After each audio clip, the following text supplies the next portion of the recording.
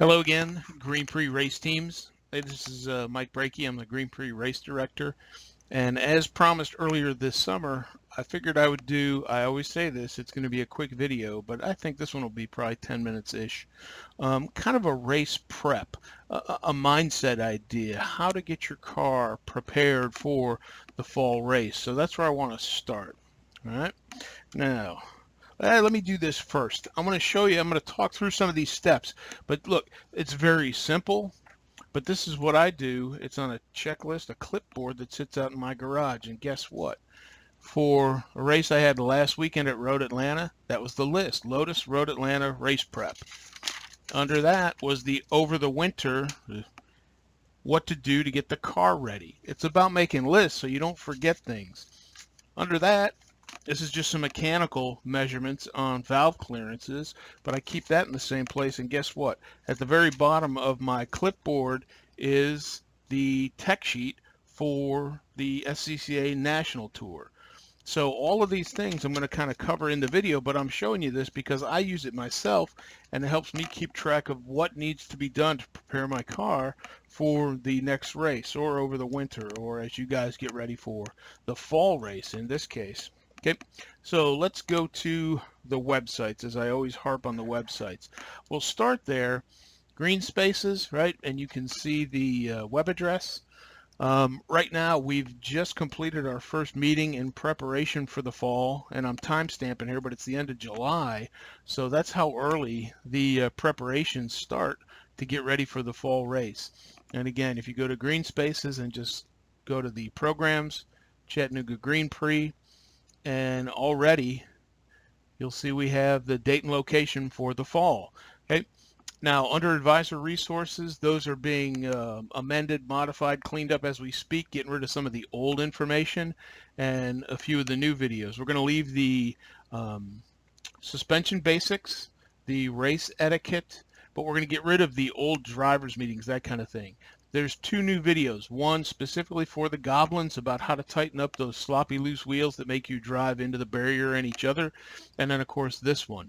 And as we get a little bit closer to the event, probably sometime end of September, I'll go ahead and post a virtual drivers meeting for both the Goblins and the F-24s to cover some of the details. It seems like people like that, view those, and it helps shorten up the drivers meeting portion.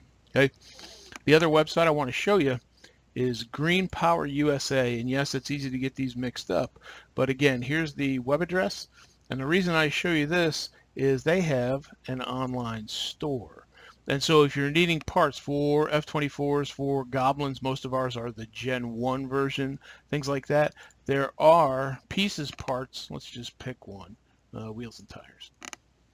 And their supply is getting better. It's not great.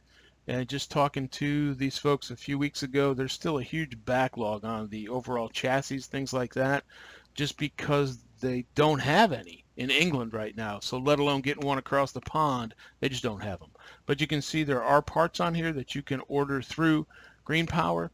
A lot of these, I would say, like these wheel pins, the lynch pins as we call them, you can get those at your local hardware store as well. But that is a resource for you. So that's why I bring that one up.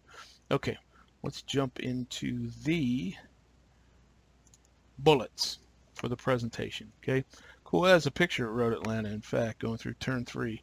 That's called using all the grip. So race info, just to reiterate, back at VW, thanks to them for letting us do that, for hosting us again. I think most everybody enjoyed the format. We are going to modify some of the pieces. We're going to move the Goblin drag starting line up away from that hill where it was so slippery. We're going to space out the Goblin starting grid for the circuit races.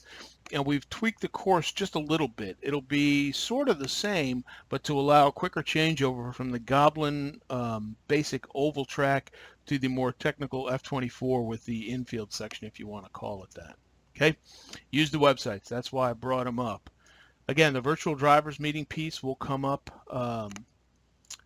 in September, sometime likely. It'll be well before the event. Once everything kind of gets finalized, I don't want to put out bad info and have to do it again. And then, as I said, we do listen. So we've incorporated a number of suggestions from our workers, from our volunteers, from our teams, and from all of us in the race directing business. There's always things we can do better, and we try to do that. So that's why we ask you guys for your inputs. We do listen. So here's my thoughts on race prep. And I showed you my checklist approach, my clipboard approach. I think race prep for the next race starts as soon as the checkered flag falls at the spring race, prepping for the fall race. Maybe even sooner. There may be longer term things you want to do with and to the car, but it should start immediately, not 3 days before the next race. That's too late to affect much change. So what I would recommend to start, go back and review the race etiquette and suspension basics videos. And this is not just for newbies, but the racing etiquette has quite a long dissertation on flags. So certainly the newbies, new drivers, but everybody on the team, but go back through those as a good starting point. Then there's some reviewing of flagging on the website. Again, not just for newbies. Avail yourself to as much information as possible in your team meetings, right? But to the car itself, inspect the car and make a list, right? Get that clipboard out, start writing things down. Because if you just, oh, let's do this, and I've seen schools do it where they use the whiteboard in the room that they work on the car. That works great too. What parts do we need? Are there any repairs? Is anything just getting worn out, right? Especially tires. That tends to be the high wear item at VW with the abrasive but grippy surface. And start charging those batteries. If they've been sitting since the last race, the longer they sit, the more they kind of accumulate muck on the plates of the batteries. So get them back on the chargers, get them fully charged up, and then leave them on there and let the battery charging device cycle them up and down to keep them fresh. And as you get ready to participate in the fall race, I would take the cars out and practice, which is another bullet here coming up, and drain those batteries down. Really drain them down, then back on the charger. And that exercises the batteries. It's actually healthy for them. You'd think, well, that'll hurt them. It doesn't. It's better for them. So charge those batteries. And the tech sheets, those will be on the website, the Green Spaces, Chattanooga Green Spaces website.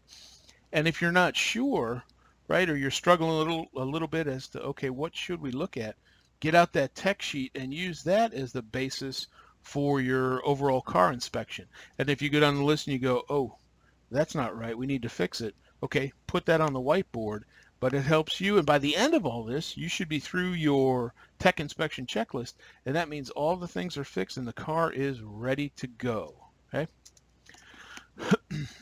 Order the parts early. If it's a unique part that's not something you can go down to Ace Hardware and get a linchpin, right, or a washer, fine.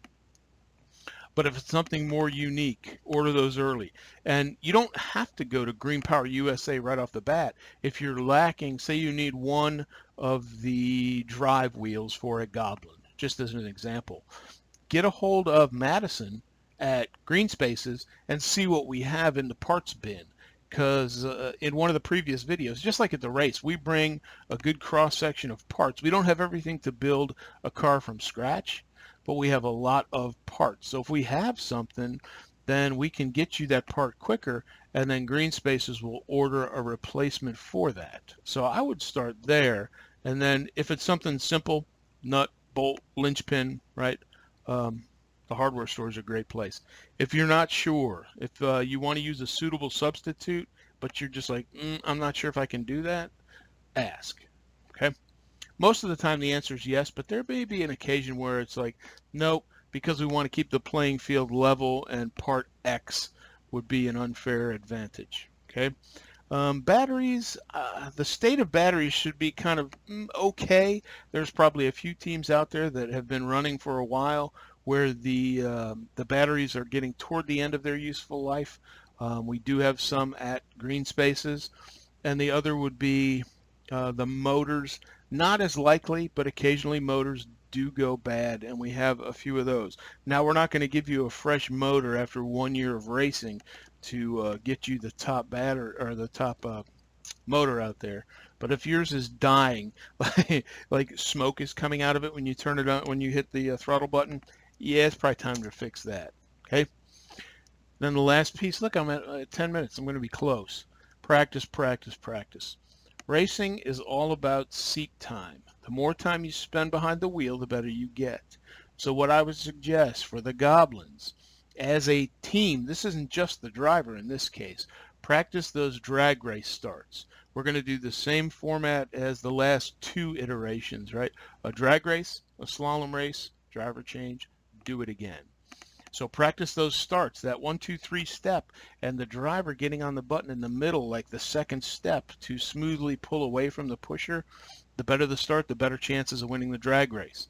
For the slaloms, if you've got the space out there at your school, just use red cups or get some little soccer cones. Set up a slalom course to let the drivers practice looking ahead and turning ahead of time to smoothly navigate that slalom course. And the other thing, I'll make a pitch again. I think I called it the crazy steering and loose wheels video, but about the front wheels on the Goblins sloppy loose, where I could see the driver trying to turn and the car's just not doing what he's asking it to do because the steering's all out of whack. Smooth driving versus white knuckles, right? If you're death grip on the steering wheel, you're going to have less finesse and less feel for what the car is doing. So the more time you get behind the wheel, the more you have a nice soft touch on the steering wheel, and it'll help you feel what the car is doing. For the F-24s, what I recommend, sure, driving, if you can set up kind of a miniature road course just to practice the feel of, you get the car beyond the limit and the back end slides out, you're losing time. Yes, it looks cool, but it's slow. So work on driving up and to the limit of the tires. But I would also recommend for the teams to practice those pit stops. And if you watch IndyCar, NASCAR, Formula One, they all do it. The car will come in, stop, and they practice a pit stop, a driver change, get them out, and do it over and over. Now remember, driver leaving the car, you can't do anything as far as undoing safety equipment, undoing belts, till you're at a complete stop. But man, when that car comes to a complete stop, wham, belts are off, they're off my shoulders, I'm up, I'm out of the car, new driver's getting in, and the team's helping get him strapped in. Right? Getting her strapped in accordingly. No white knuckles, same as the Goblins. Don't death grip the steering wheel.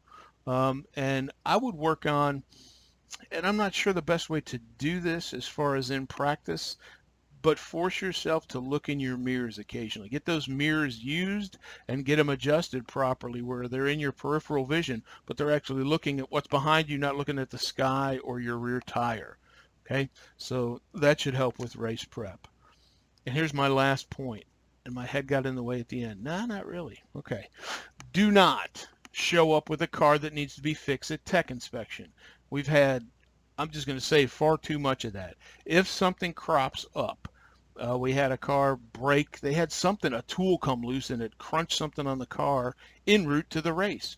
We had a Goblin team break a belt the night before as they were doing a little last minute practicing. That kind of stuff happens. But don't show up expecting to fix your car and to snag Chris Sinard and use all of his skill to make your car perfect. What's going to happen this time around? You show up to tech and your car's not ready, you go to the back of the line.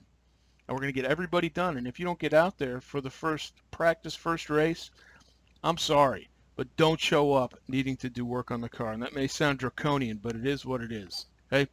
So let me be nice now. Look, man, we're looking forward to going back to Volkswagen, to going back to that big open area, and more info to follow. But if you have questions in the meantime, don't hesitate. First place to shoot them to is Madison at Green Spaces. Her address is on their website, and you can always contact me. My contact information is somewhere on the website, and it's in all of these other videos as well. So looking forward to October out at VW. Good luck. Let us know if you have any questions.